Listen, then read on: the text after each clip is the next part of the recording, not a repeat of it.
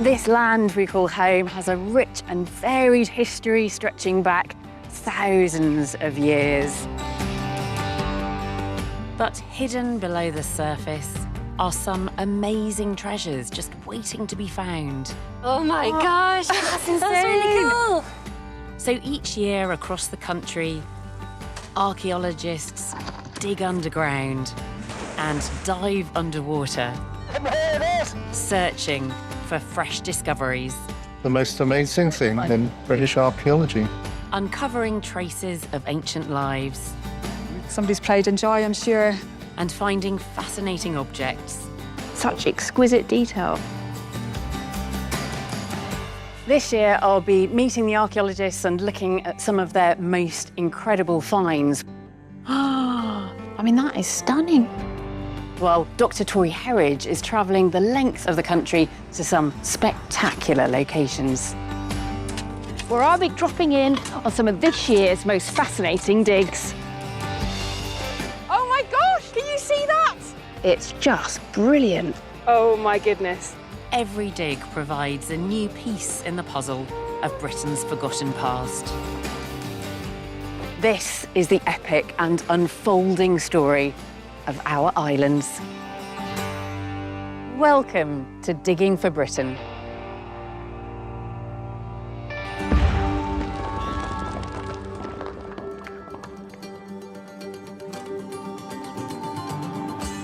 This week on Digging for Britain, archaeologists in the Cotswolds Oh, it's definitely opens, doesn't it? unearth a unique find.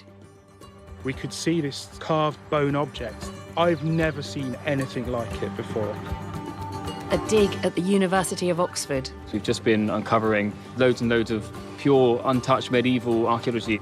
shows student life hasn't changed much. We have a pier, and we're calling it currently Smoker's Corner.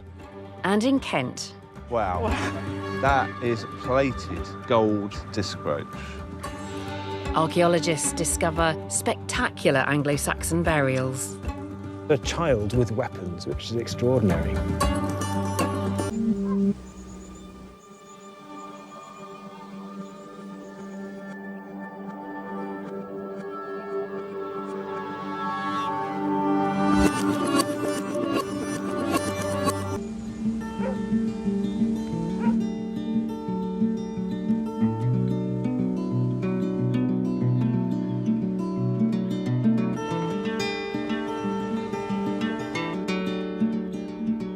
Over the centuries, the sea has shaped so much of the story in these islands. And it was in the shipyards of the south coast that Britain's position as a naval power was forged, as our first dig shows. We're heading to the New Forest and the village of Buckler's Hard, 12 miles south of Southampton.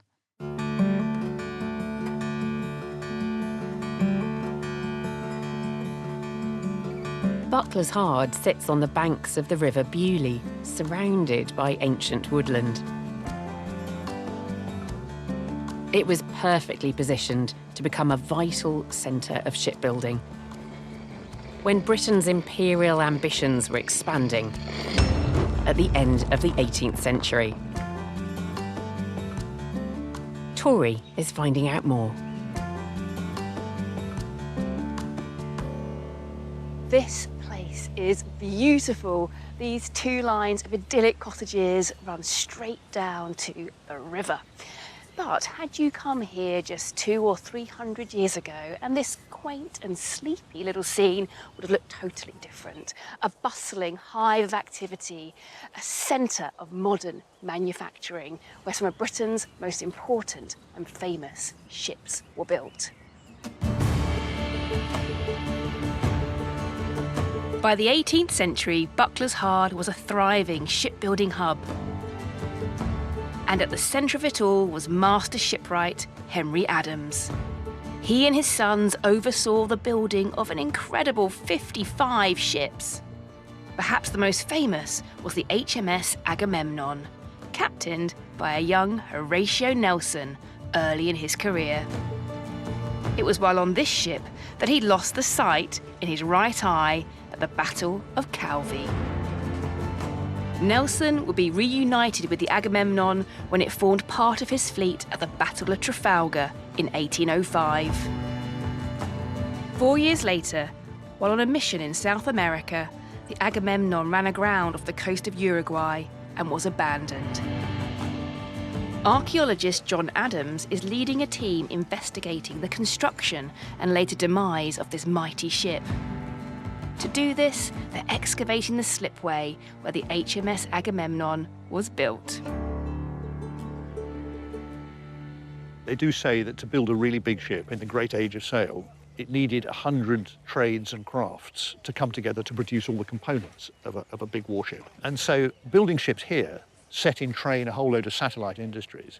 And of course it needed a huge labour force. You need 100 trays to build a ship, but how many trees do you need? 30, 40 acres of mature oak forest for a 64-gallon ship.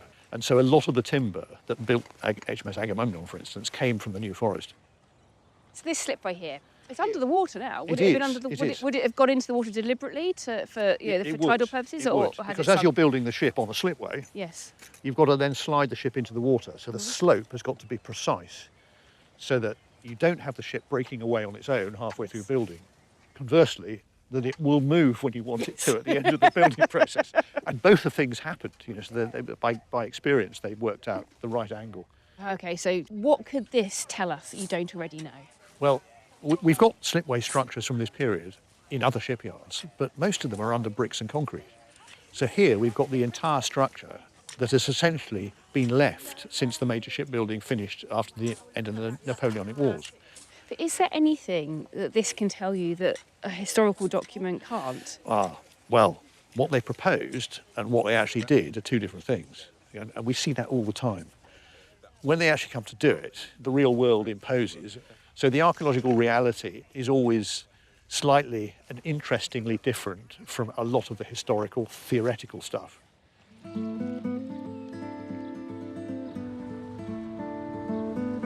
Rodrigo Ortiz Vasquez is part of the team excavating the slipway, with the aim of working out how such vast ships could be supported in the soft clay riverbed.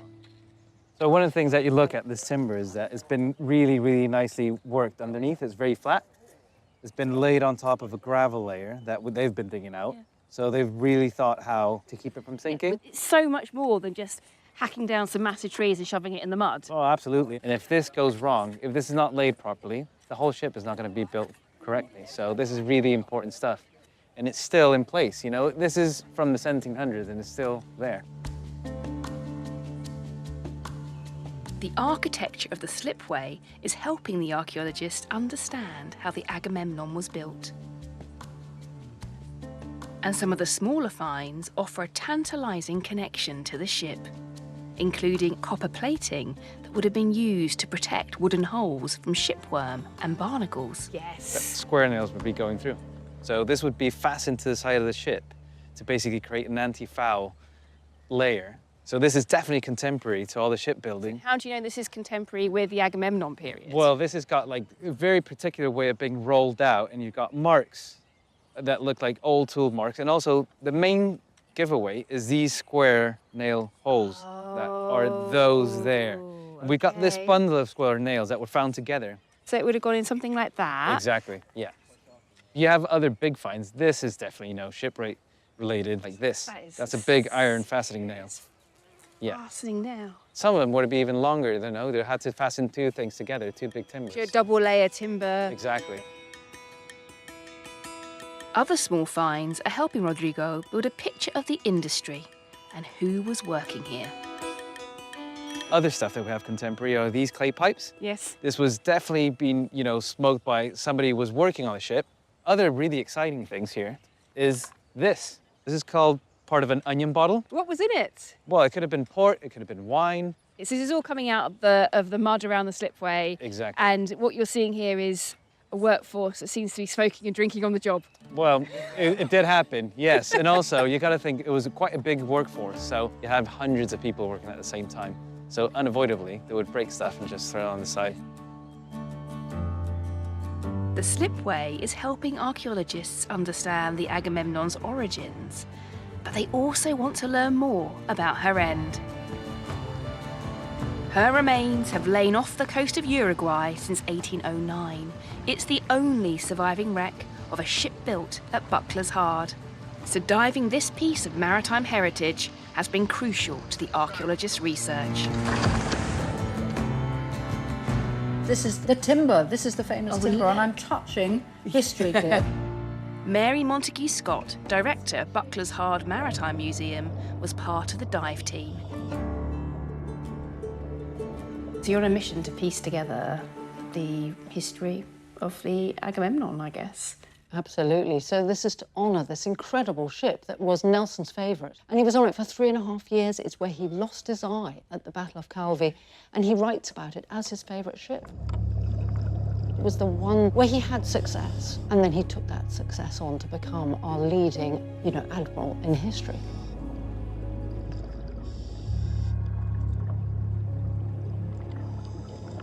What kind of ship was the Agamemnon? She is a 64-gun Ardent-class ship, and they were designed by the famous designer Thomas Slade, and he produced these drawings. They were given this same set of plans to all the shipyards to build from, which is amazing because they're not that detailed, but they just knew how to build ships. So you have these plans. This is almost like the basic blueprint, but it's not the whole story. Yeah, and that's where the archaeology comes in. Exactly where the archaeology comes in. Mary and the team were able to map out key features of the Agamemnon on the dive.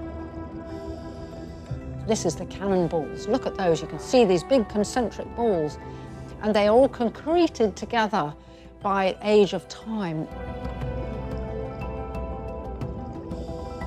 The dive was a rare chance to gather as much information about the ship as possible, because the wreck is under threat.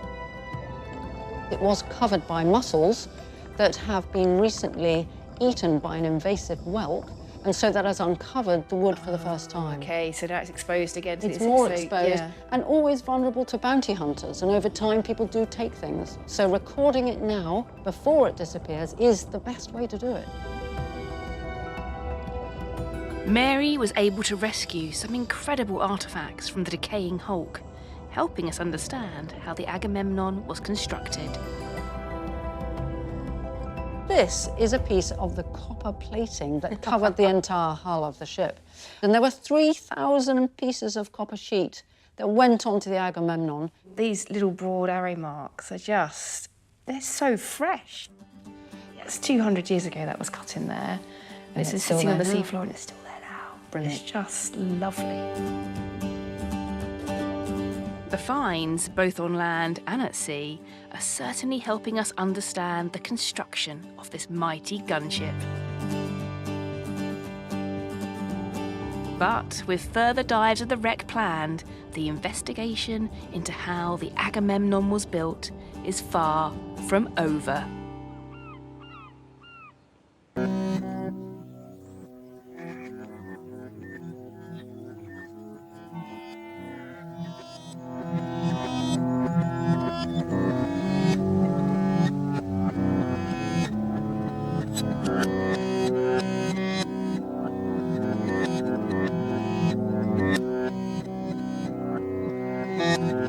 The British landscape is peppered with reminders of how our ancestors honoured their dead through the ages.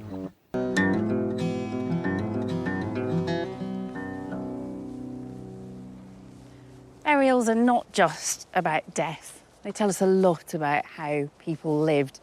And now we're returning to a site that I visited last year where some incredible new finds have been discovered that cast light on people's status, their identity, and even family connections. For our next dig, we're returning to rural Kent, 10 miles south of Canterbury. In the centuries after the Roman army left Britain in 410 CE, new kingdoms would emerge across Britain in the early medieval period.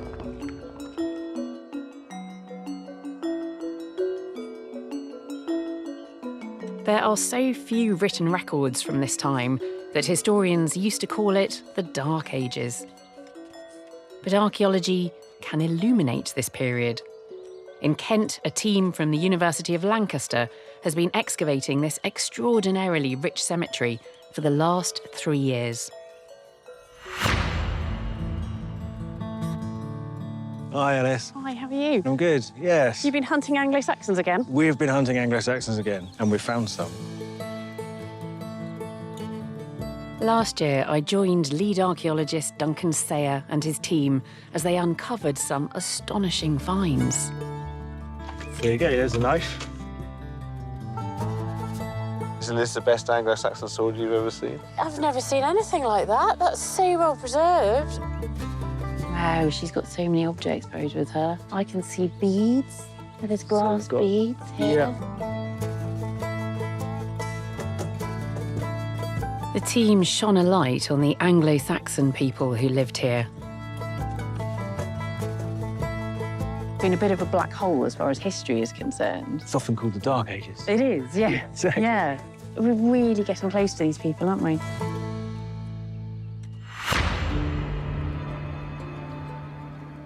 This year, Duncan and the team are back at the same site, excavating an even larger area, revealing several high-status burials spanning the 5th to 7th centuries. They're starting to suspect that these graves could have contained members of one powerful Anglo-Saxon dynasty. And this extraordinary burial is the first piece of evidence. So if the size is anything to go by, this grave is massive. So he's an important guy. You can see that he is not much shorter than I am. He is probably around 6 foot in height, which is an astonishing thing for the 6th century. He is quite an old chap, and I think that's part of why he is so well furnished with weapons. We've got a shield boss, but what's astonishing about this shield boss is that we've got a series of rivets here and here. So these go through the shield board. We don't see those, they're not very common at all, so it's a decorated shield.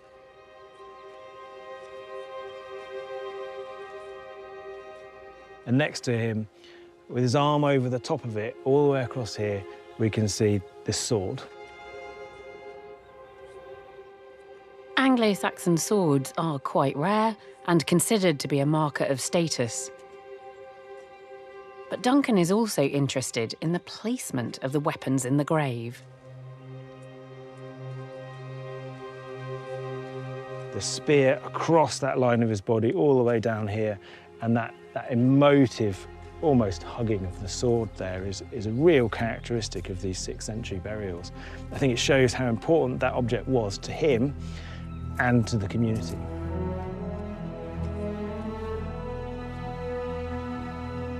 So we're probably looking at an elder, a leader, a significant member of this sort of elite family that are buried here. And of course, in this cemetery, we've got probably 6, 7, even 8 generations.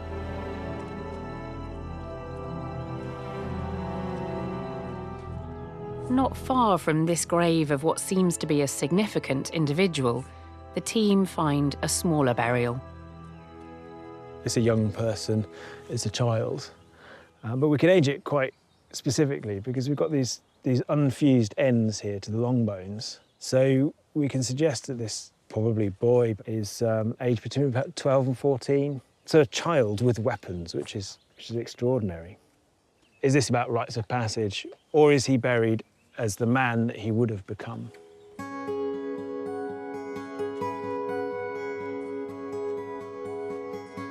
Most of the individuals in this cemetery are male, but in one grave, the skeleton of a young woman is found with impressive grave goods.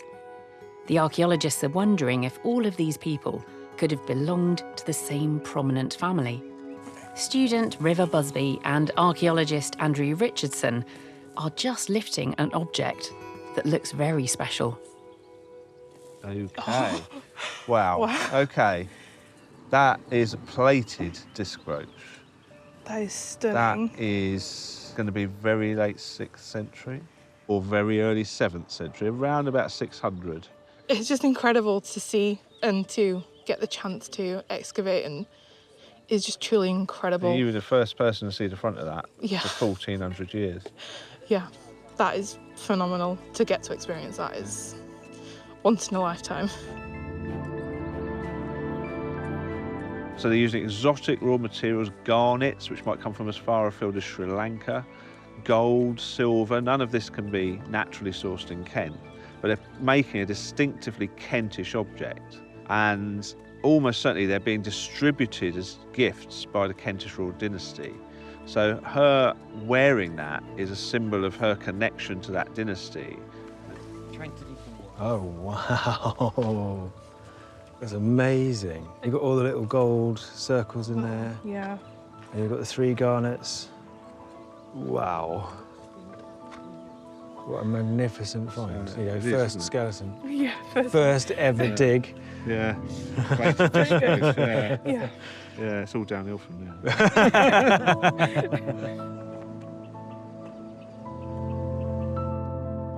Duncan and site supervisor Gemma Sweeney have brought some of this year's remarkable finds to the tent. What have we got here? We've got a child's burial. Yeah, he's between 6 to 8 years old, and he's still got a lot of baby But teeth. what, by the look of the size? Yeah, he's this absolutely individual. He's tiny.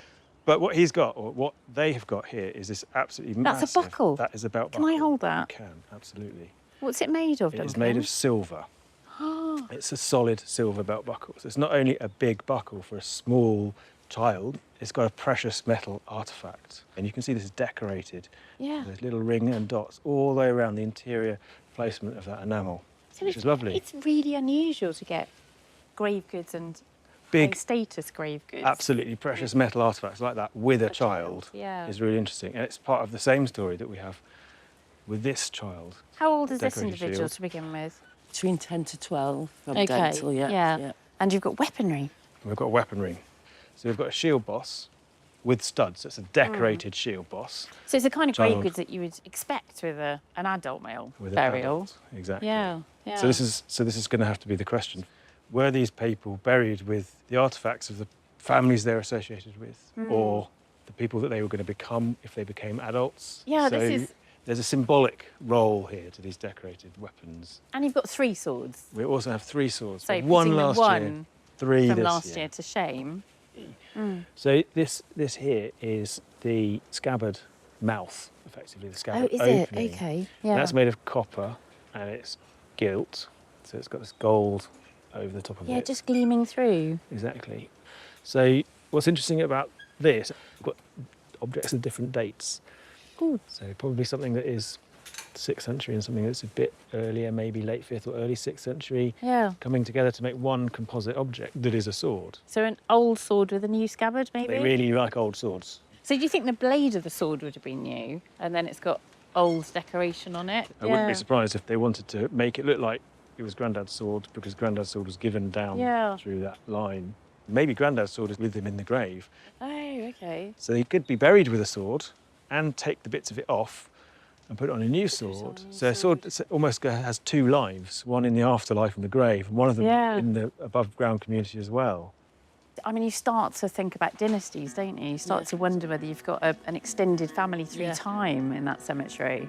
We often forget that, don't we? We call it, we Yeah. accidentally call it the Dark Ages a generation or 2 ago. Yeah. But there's nothing dark about any of this. It's dark historically, Well, 'cause but there's not no history, but archaeologically. yes, Yeah. This is amazing. Yeah.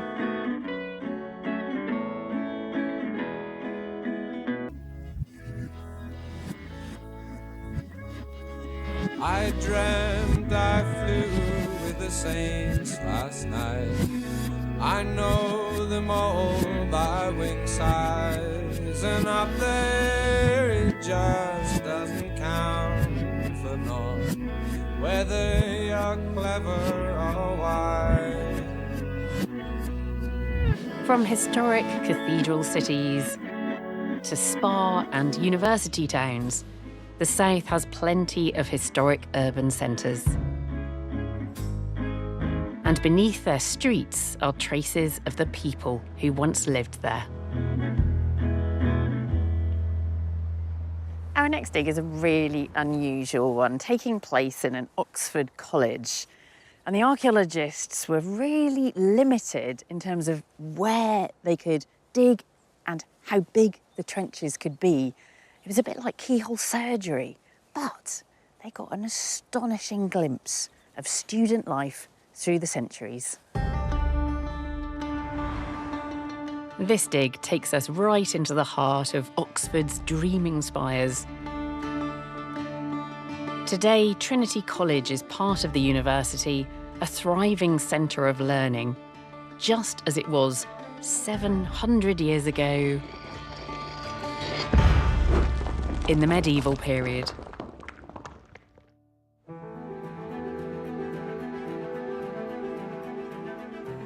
When it was first established in the late 13th century, this site was known as Durham College and was a place of learning for Benedictine monks.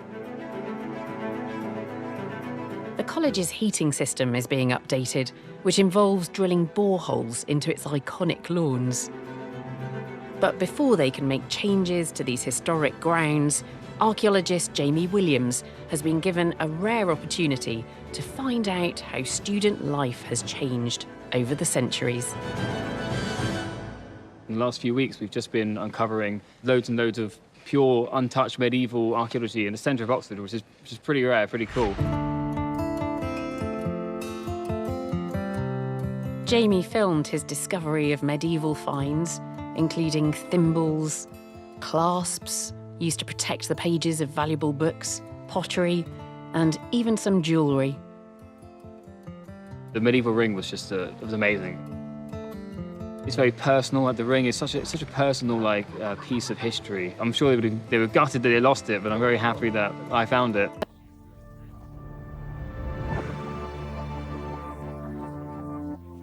But the peaceful order of Oxford's religious colleges would eventually be disrupted. The Reformation saw the closure of this Benedictine monastery in 1538. Then, in 1555, wealthy landowner Thomas Pope established Trinity College on the same site. Jamie wants to find out how daily life might have changed for Trinity's new students. With the gap of the Reformation, the college went from being almost like closed-off place for monks to a place of learning with Trinity College. And the finds kind of represent that, because you can have these like imported wares and students coming in from all over Europe, and you start to feel like this closed-off world has just become an open place for learning than it was before when it was a monastery. And Jamie's finding plenty of evidence that the students of 17th century Oxford were quick to jump on a new trend. Some of the finds we're finding in huge quantities are some of the clay tobacco pipes, which basically are like single-use vapes now, you know. They would have put the pipe, broken off the length they wanted, thrown that on the floor. We actually have a pit which is just outside the college gates, and it is just completely filled, and we're calling it currently Smoker's Corner because it's the closest point you can get to the grass where you would just chuck your, which are effectively single-use vapes, just into the rubbish pit. So that probably would have been where they were doing a lot of the smoking back in the day.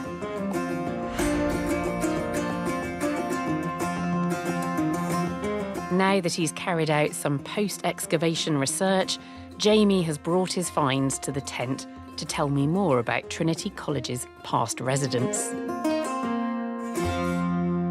We had a lot of layers. Yeah. It was kind of like an urban archaeology dig on a rural site, but in the centre of Oxford. So it was kind of an odd one, but it was really, really fun to untangle. Yeah, and you've got some amazing objects. So take me through them then. What have we got here? Are these the earliest ones? We got some lovely little book clasps. That is so sweet. Might still have some remnants of some wood in this one as well. Oh, that's amazing. Which is really cool. Do you know when within the medieval period these might date to? 13th century, but obviously the book could have deteriorated, or they could have fallen off years later, you never know, so. It's just this amazing history of learning at Oxford. Yeah. I love it, I love it. So do you think that was a fairly smooth transition then, from it being a Benedictine college, you know, a place of learning, to then being refounded? Well, there's a 10-year gap between when it was refounded, but it's definitely gone from this sort of ecclesiastical, closed-off space where monks would have learned, and then you have Trinity College, which would be more open to the public. What's that? Is that a glass? Yeah, so this is just an example of some of the high-status glass that you had on site. That probably would have been somewhere around 17th, 18th, 19th century. There's some fine dining going It's on a lot in of fine colleges. dining, yeah. Some of the artefacts Jamie found shone a light on Trinity College's enterprising neighbours. These are glass bottle seals, so they would have been stamped onto the bottle when the bottle was made, and they have some initials in. So this is WMA, it's William and Anne Morrell, and the crown represents the Crown Tavern, which is the pub it actually came from. How do you know these names? Because, well, they are documented on licenses. So Anne Morrell, she actually applied for a 10-year licence to sell wine in Oxford in 1659. So you've matched this up with historical records? Yes, because she took out a liquor licence in her own name. She was a widow at the time. And then she married William Morrell. And in 1660, with the restoration of the monarchy, they changed the name to the Crown Tavern. 19 years after, so in 1679, Anne was widowed again. But she ended up, this is lovely, this is a glass seal.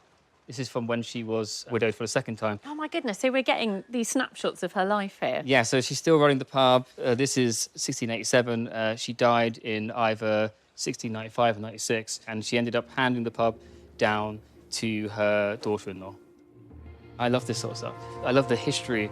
It's something that you can actually like grasp and go home and look at, and it's just, yeah. Amazing to have so many beautiful finds that give us a little window into this history of the Oxford colleges. Yeah. Yeah.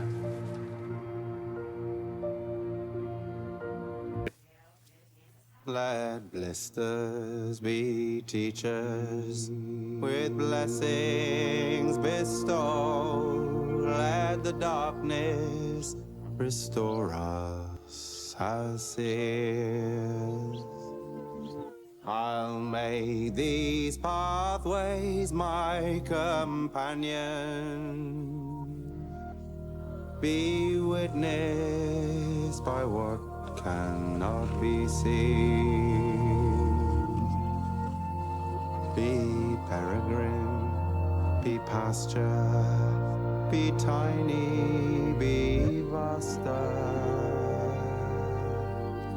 be as soft as green moss, and be free.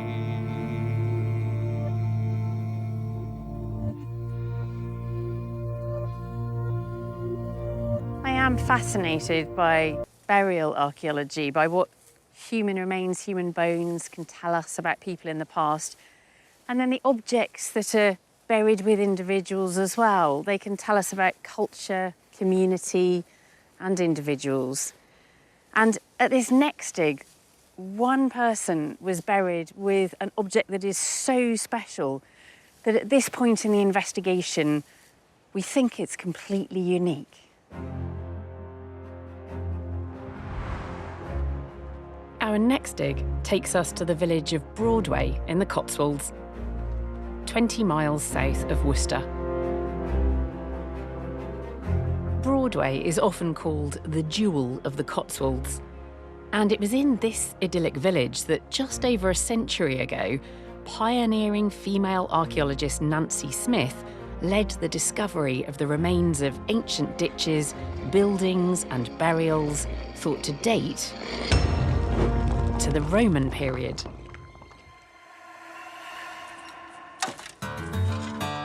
The site excavated by Nancy Smith is now earmarked for development, but before construction can begin, a team from Worcester Archaeology are investigating what may still be hidden underground. Initial surveys suggested that they might find a handful of isolated burials, but the archaeologists soon realised that they were dealing with a vast Roman cemetery. Jamie Wilkins has been leading the investigation. In total, we've had 76 graves, but most of them have been localised to this area here. And as you can see, some of the grave cuts around us.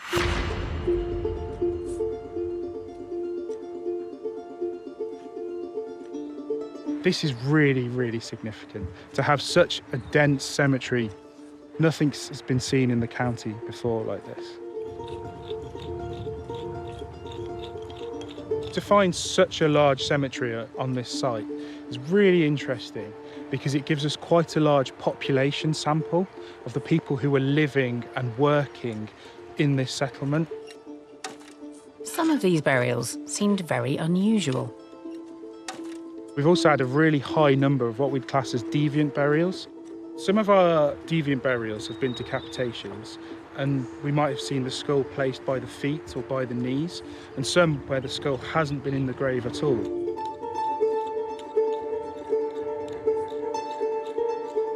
Deviant or irregular burials are simply those considered to be unusual.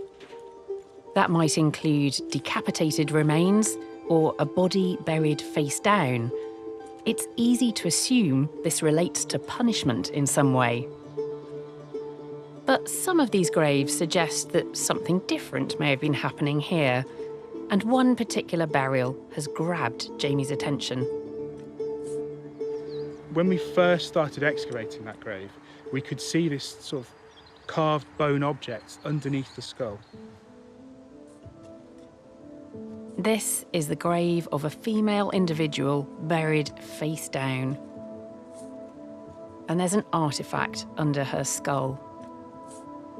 The archaeologists filmed the moment this remarkable item was recovered.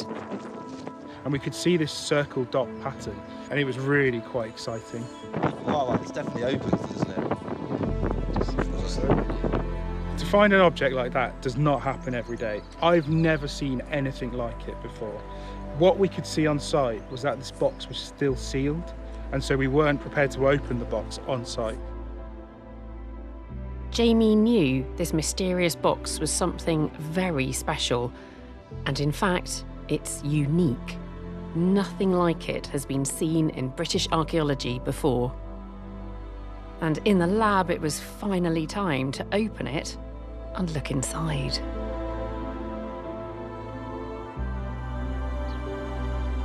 Jamie and his colleague Laura Griffin have brought in that extraordinary find and a few others. Where should we start, do you think? Should we start with the centrepiece? With this incredible artefact. I've never seen a box like this before. No, I can't find any other examples that look similar at all. Really? You get wooden boxes that have bone veneer strips on them that are decorated with ring and dot decoration, but we haven't found any examples of a solid bone box. It comes really quite smoothly. Yeah, it slides backwards. It's really got a smooth action on it. Amazing. Yeah. I mean, it's so beautifully made. Was there anything in it? We had it x-rayed. Yeah. And it looked like there might be something in it, but it turned out just to be soil. I mean, you imagine there must have been something that meant something to somebody, just something special. Yeah, absolutely. And what's really interesting about the box is it was deposited as a grave good. It has meaning then, doesn't absolutely. it? Absolutely. It was definitely special to that individual. And we believe that they were a young female, 25 to 30. Right. And the pathology on the skeleton indicated that this female had some inflammatory reactions on the arm and the leg. OK. So it's tempting to think that maybe this box contained like an ointment or something that maybe they would have been using on themselves. I mean, we can only speculate in the absence of evidence from the box itself. Absolutely. But it's a good suggestion. Because she's got inflammatory changes in the bones. Absolutely, and because the box was empty and the soil was described as being quite greasy, you know, we're not sure whether there might be a link there. Oh, who knows? It's so curious, isn't it? And it's a beautiful thing, and then you've always got more questions and you can't answer them. Can I pick it up? Yeah. So it is actually really robust and robustly made out of a single bone. So I can see that actually it's not panels joined together, is it? It's a single. And do we know what kind of bone it is? We've had it tested and it's come back as roe deer. Oh, it's absolutely gorgeous. Let's have a look at some of the other artefacts, though. I mean, it does look stylistically connected with things like bone combs. This comb was also from the cemetery. We think it's a similar date to the box. These bone combs, I absolutely love them, and they do go through time. But this one is actually quite ornate, isn't it, compared with others? It's got stylised horse heads on the end plates. And do we know when that dates to? From the sort of later 4th century. So late Roman? Yeah. Yeah. And then you've got some copper alloy objects as well. This brooch was from a grave next to the grave that this one was in, and there's some idea that they're associated with each other. Right. But brooch is much earlier in date. OK. So the brooch is 1st to 2nd century. Oh, wow. In a 4th century cemetery, Yeah. which would suggest that it's a treasured item, again, that has passed down. It's an antique. It's an heirloom. Through the generations. Yeah. Now, the cemetery has already thrown up some surprises, but you've got some unusual burials too? Around 20% of our burials in the cemetery are what we might call alternative burials. Yeah. And this includes decapitations, but also prone burials, where the individual has been buried lying face down. It's very easy to assume that there's something about those burials which is odd and perhaps even sinister. Absolutely. But actually, we're seeing a lot of these alternative burials with grave goods, which might indicate that it's not a punishment, it's just a practice. Yeah. So, for example, the grave which contained the box here, this was a prone burial. That young woman was buried face down, and that box had been deliberately placed under her right cheek, underneath the skull. Yeah. Burial which contained that lovely bone comb, this was a decapitation burial. The comb had been placed at the top of the vertebrae where the skull should be. It seems to be that it's part of a respectful way of burying somebody, if you've got grave goods in there as well. Potentially, yeah. And what's interesting is that whilst it's not exclusive to Britain, it does seem to be something that characterises Romano-British cemeteries, which is really interesting. It's absolutely fascinating, and there will be more fascinating details to emerge.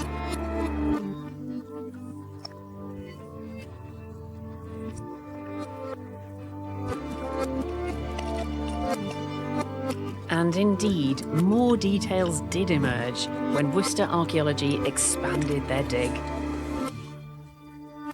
Right next to the cemetery, they uncovered a vast Roman settlement. It covers quite a large area, over 4 football pitches in total. The sheer density and quantity of the archaeology was massively unexpected.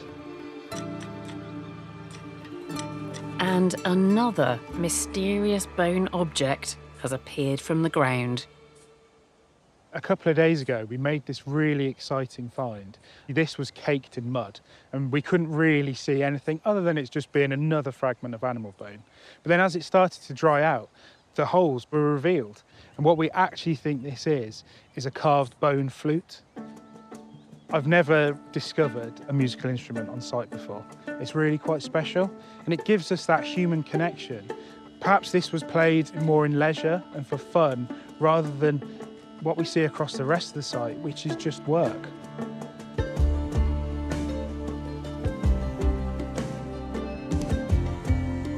With just a fragment of this ancient instrument surviving, Professor Stuart Pryor is investigating how it would have been made and how it might have sounded.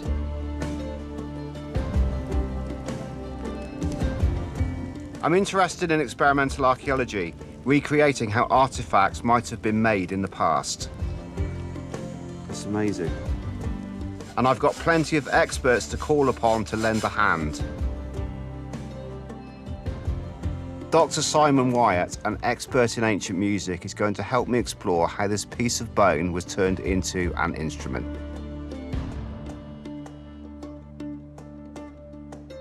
With this end missing, we cannot be sure how it was sounded at all. But we can do some experiments with the bones we have with us, and we can demonstrate several different methods of using it as an instrument. So we can actually hear what it may have sounded like. Absolutely. For the first time in 1,500 years, maybe? Amazing. The find is made from a metacarpal, the foot bone of a sheep, and Simon has pre-boiled a leg from the butcher's to soften the sinews, allowing him to cut off the meat. This end should come off easier, and it will demonstrate that hole at the end, which is part of the artifact. And so that hole in the end is actually part of the structure of the bone rather than anything to do with... So that happens naturally as part of the growth of the animal? Absolutely, yeah. Rather than it being something that's been drilled as part of the manufacture process. Absolutely. For the flute. I guess it makes the job a bit easier. It does, yeah. Next, we will need to drill our finger holes employing the same technology that was available at the time. Working on the premise that this is either late Roman or Anglo-Saxon, and so we're going to try and do it with a bow drill. Okay. Yeah. It's not too difficult, actually. It's quite easy to do, isn't it?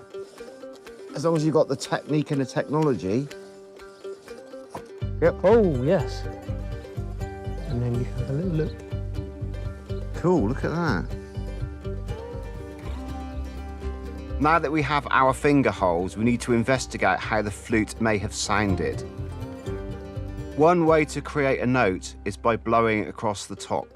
The most simple form of wind instrument is known as an end-blown flute, where you are blowing against the edge.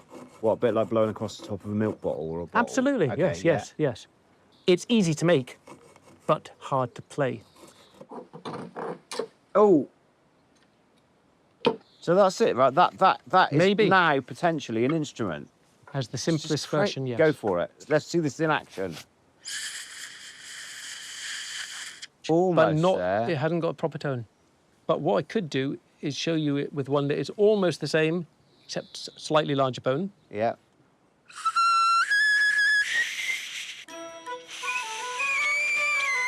The end-blown flute does make a sound, but it isn't very loud. So Simon is going to show me some other ways this bone flute may have been played in the late Roman period. They could have had a little duct like a modern-day recorder, which would look like this. More familiar. You've got a piece of wood that is cut at an angle, so it directs your breath exactly where you want, so it's not as hard to play.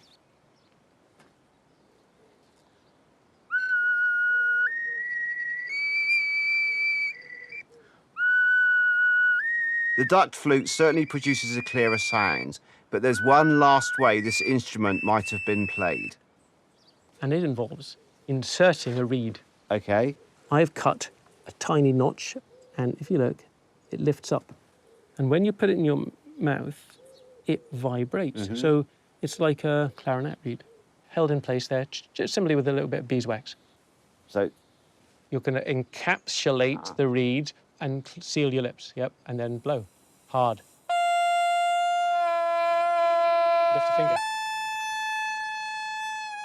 Once you've lifted the top, yes. you can feel the vibration Yeah, I in your can feel mouth. the vibration. I can see how it works. It's just amazing.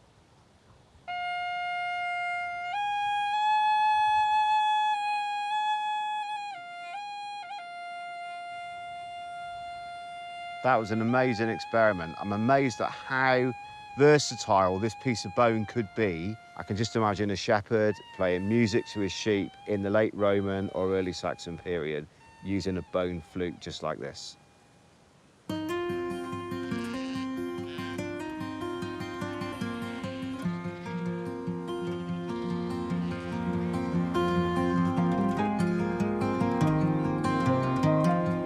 Field archaeology brings evidence to light. Excavations reveal the physical traces of ancient lives. But then, analysis using the latest scientific techniques can help build an even more vivid picture of the past.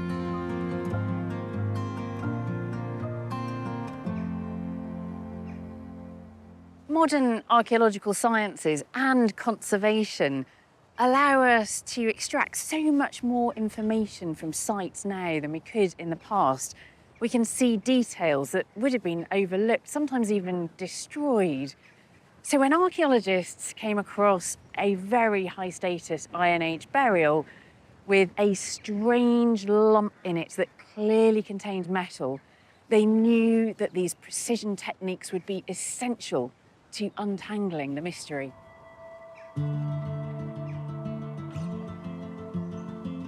Our next story takes us to Herne Bay, just 10 miles north of Canterbury, where archaeologists were excavating a site before work could begin on a new housing development in this seaside town. They discovered a settlement and cemetery that dated all the way back to the Iron Age. Back in 2024, the archaeologists were using metal detectors on site and picked up strong signals from one grave. So it was clear that metal grave goods were present alongside these pots, and the archaeologists decided to block lift a whole segment and carried out an X-ray. The images revealed an incredible knot of metal items mingled with cremated human remains. Now, conservationist Dana Goodburn-Brown is carrying out a detailed micro-excavation. This process is like taking apart a very complicated puzzle, and Dana's keeping her eye out for tiny clues as she works on the block. Like here, there is a structure like that. Dana and her colleague, Marie Lassault, work for hours every day, peeling off layers of soil, deciphering this archaeological riddle. After 2 weeks, the grave goods are exposed for the first time in 2,000 years.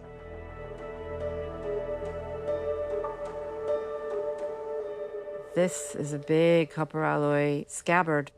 In the Iron Age, they had bronze scabbards for their iron swords. And we can see it sort of bends back here and comes up, bends down, comes around here and out to the other side of this. And then the iron sword seems to be beneath it. Dana suspects the sword and scabbard might have been deliberately bent as part of an Iron Age funeral rite, where weapons would have been decommissioned or killed before being buried. This decoration is on the scabbard, on the outer portion of the top bit here of the scabbard. It doesn't seem to follow all the way around, but it's just ever so beautiful and special. And this is on a weapon, but it's obviously, they cherished this and it was felt to be worthy of high status decoration. Dana and Marie record every layer that they excavate, and they keep samples for analysis. Each tiny piece of information will tell us more about the items in this burial. Say if I preserved textile or preserved leather, that's telling us that this person was laid to rest with either folded textiles or a leather bag, perhaps, that held the cremated remains.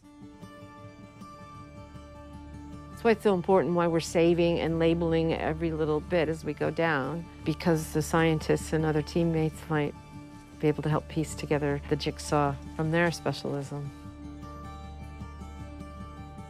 Other people will maybe say something different about the soil and the plant, and pull out seeds that flowers were involved or something like that. So yeah, it's from that moment in time where the cremated bones are interred with objects that was felt important to go to the afterlife with this person. Marie has found some delicate fragments of wood, which could have been part of a scabbard.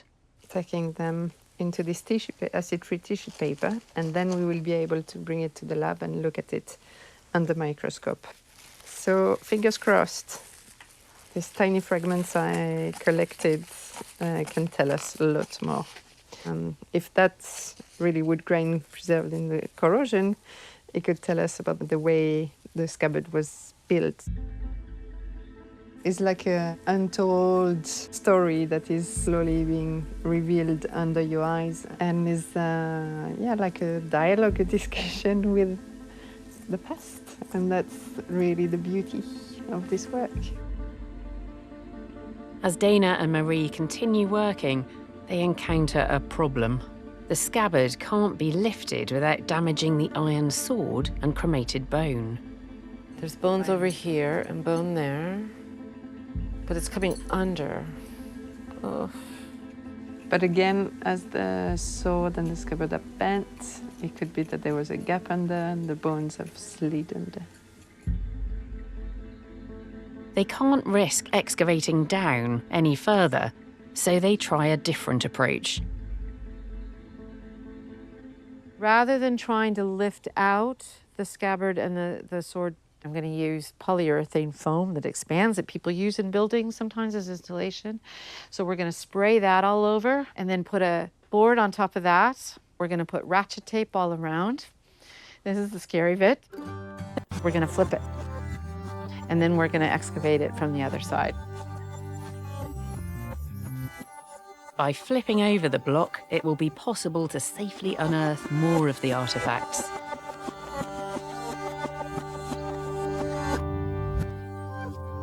We've been days at this, and really I don't feel very much closer to it. So if we turn it over, I'm hoping we can maybe find some of the missing elements that help us understand what was here. The plan works. They can now excavate from the other side, safely revealing more precious items and preserving the bone fragments.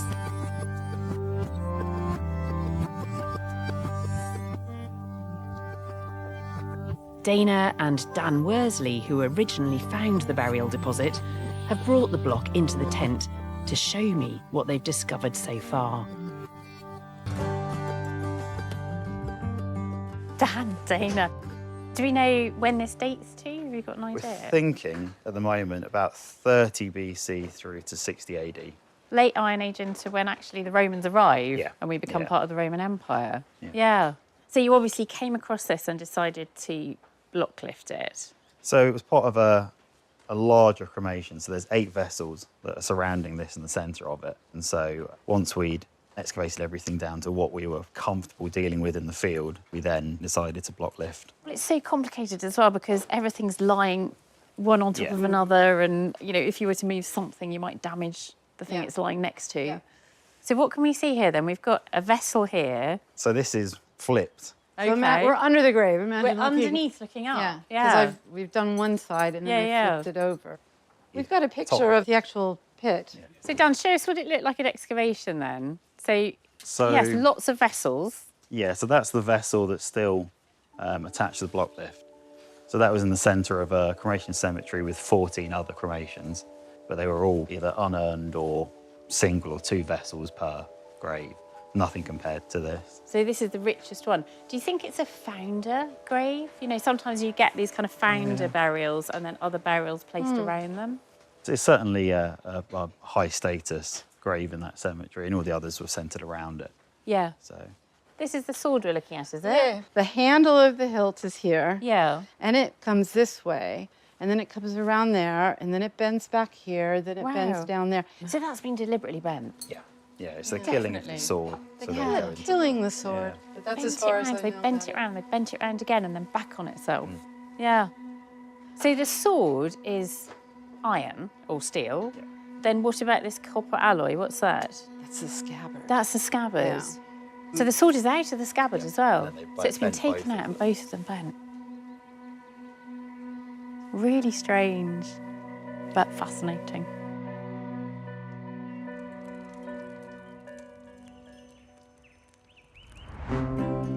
Next time on Digging for Britain, a forgotten royal estate yields hidden treasures. Never seen anything like it in my 30 years of digging. In Fife, a Pictish stronghold. The best thing I've ever found on a dig, I've never found anything this cool. Reveals a chapter lost to history. This site is incredible. And Tory finds that Sunderland's industrial heritage We've officially got our very first Roman coin. Goes back further than anyone thought. The Romans were here. Come and search for